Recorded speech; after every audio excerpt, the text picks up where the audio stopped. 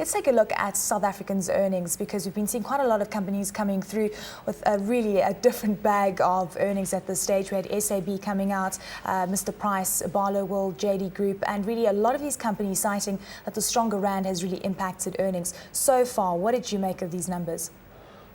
The first thing is that the South African economy is still really weak. So you're seeing JD Group, for instance, which is a credit retailer, taking some strain. Also, beer volume not up a lot in South Africa. So the South African economy is still quite weak. And at the same time, what you have is, although you're seeing the first inklings of some stimulation coming through from interest rates actually starting to work nearly a year after the interest rate cycle turned, still the strong rand actually putting a lot of pressure on a lot of companies. Well, you mentioned the South African economy is still relatively weak, so earnings haven't really come to the party as yet. But what's interesting to note is the JSE All Share is really edging higher as we go along. A lot of people say it's just about foreigners entering the market. Do you agree with that? It seems to be foreigners entering the market mostly. What's also true is that there's a lot of optimism about commodities, and obviously a lot of our shares are the commodity shares. So it's actually that part of the market that has been quite strong. The banks have been downgraded actually fairly recently, so the banks are still taking significant strain even though interest rates have come down such a lot. You mentioned interest in commodity stocks, and when you just take a look at what the gold price has been doing lately, $1,163 an ounce, and that's after I checked it a little while ago. It could have edged higher since then. But looking at the likes of gold, because there's a lot of move out of paper and into equities and of course into the likes of gold. The dollar currently at around 149 to the euro, so we're not seeing significant dollar weakness, which is translating into commodity prices rising. It just seems there's a massive interest in these hard commodities. There is a lot of interest, and one of the main drivers of that is that the Chinese and Indian stimulus of their economies have been really successful, especially the Chinese one. So the Chinese economy, which is very commodity intensive at this stage, still growing very strongly, and that's driving a lot of optimism about commodities. Would you be buying into commodity stocks given the fact that the rand at this stage is really counteracting the gains that we've been seeing in commodity prices? Well, then of course you have the upside of the potential rand weakness at some point, because I do think that the rand has been too strong for too long, and there needs to be significant weakness at some point, although the short-term indicators are that because of weak imports, the current account won't be so bad. And so there are some short-term positives still left for the rand, but on a medium-term view, the rand is just too strong. So in other words, you'd be buying resource stocks? I would be buying resource stocks because I think that the resources themselves will be strong, and at some point we'll get some help from the rand. And just looking at the gold miners in specific, because a lot of analysts stay away from gold miners because obviously the costs are rising. We've also always got issues on a yearly basis regarding wages, and it's just getting deeper and deeper. One of the issues is that you can actually get a lot of the benefits of buying into gold and the rand weakness by just buying gold itself through something like New Gold, rather than having the added pressure of the mines themselves doing rather badly. However, if you look at the long term, one of the things that's happening is that the gold mines are looking for ways to become more productive, and you should never underestimate a determined businessman. Okay, looking at the likes of the banks, you mentioned that Moody's downgraded our banks, I think 2 weeks ago, or was it last week? Also just looking at the kind of exposure that banks have right now to the economy, and we don't really know where things are headed here in South Africa as yet. We're hoping things are going to get better in 2010. Some say banks at these levels just looking slightly expensive. I think they're very reasonably priced actually, because what seems to be the case is as soon as the banks really start lending more aggressively, you'll actually see asset prices rise from the bottom, and that will give the banks a lot of comfort in terms of new lending. So I think we're actually going into a much better cycle for the banks over the next year.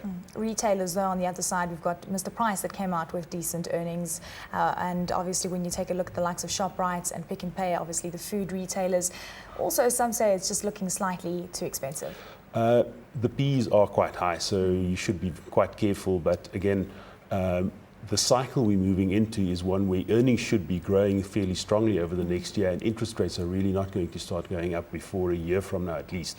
So if interest rates are stable but earnings rise, that should push prices higher over the next year. Jill Marcus kept rates unchanged at the most recent MPC meeting. Some say we're not really going to be seeing another meeting in December because it falls on the 16th, which is a public holiday. What do you think is going to happen on the interest rate front? Firstly, do you think we're going to see another meeting in December? And secondly, do you think that we might see another interest rate cut? I mean, there's really different views out there. I don't think we're going to see an interest rate cut soon, just because the bank feels that They have done a lot, and they don't want to be giving the signal at this stage because there are some pressures from wage rises, from electricity price rises, etc., to indicate that there are some inflationary pressures around. So I think that we need to see inflation lower before we see interest rates lower, which might very well happen in the first quarter of next year. But for the moment, unlikely to have another meeting this year, and unlikely to be in too much of a hurry to cut rates. Many investors out there saying that things are going to get very quiet as we head towards the end of 2009. Some say they're not really going to be moving much on their positions. Do you think we're going to be seeing a little bit of a sell-off, or just really sideways trading from here onwards? Well, we've seen the markets hang on to very strong levels over the last month, and so the indications are that we'll be leveled to slightly stronger, actually. And in terms of next year, early next year? January, traditionally, of course, a very strong month for stock markets, and there's no reason to believe that January 2010 will be different. Okay, looking at the US markets, because that's where the interesting stuff is actually happening at this stage, and we know that really take cue from them. We're seeing the tech sector coming under significant pressure last week, which is quite interesting because we always thought the tech stocks were doing quite well. We saw them being downgraded. A couple of companies came out with negative earnings and forecasts. So what do you think is going to play out there? Well, what is happening there is that investment across the US is still very, very weak. So what you're seeing is that the strength that there is in the US economy, such as it is actually very much government driven. So we do need the next leg up for the US economy, is that investment spending needs to recover. And for US companies, investment spending is a large part. Or IT spending is a large part of investment rather than physical infrastructure. So investment needs to pick up before we actually see the IT sector going much stronger. There's lots of excess liquidity sitting on the sidelines, and we're even seeing it going into the bond market. Despite the fact there isn't much returns, we're also seeing buying into the likes of equity. The dollar coming under slight pressure at this stage. What do you think is going to happen with all this excess liquidity looking to find a home? Some say we're just going to be heading into another bubble territory. Well, there's already the idea that there is a large bubble in non-dollar assets, in the sense that anything that's not denominated in dollars has been doing really, really well over the last, let's say, a year, because the Fed is so incredibly aggressive in terms of creating even more liquidity. For the moment, I don't think you should fight that liquidity. For the moment, I think anything that's not dollar denominated, anything that is denominated in real terms, will become even more expensive. But there is the risk that when this starts unwinding, we could see some severe bear markets in things like bonds and in things like other currencies. But I think that is really something we should be looking for once US interest rates start rising. All the indications we have at the moment, that's not in the first half of next year.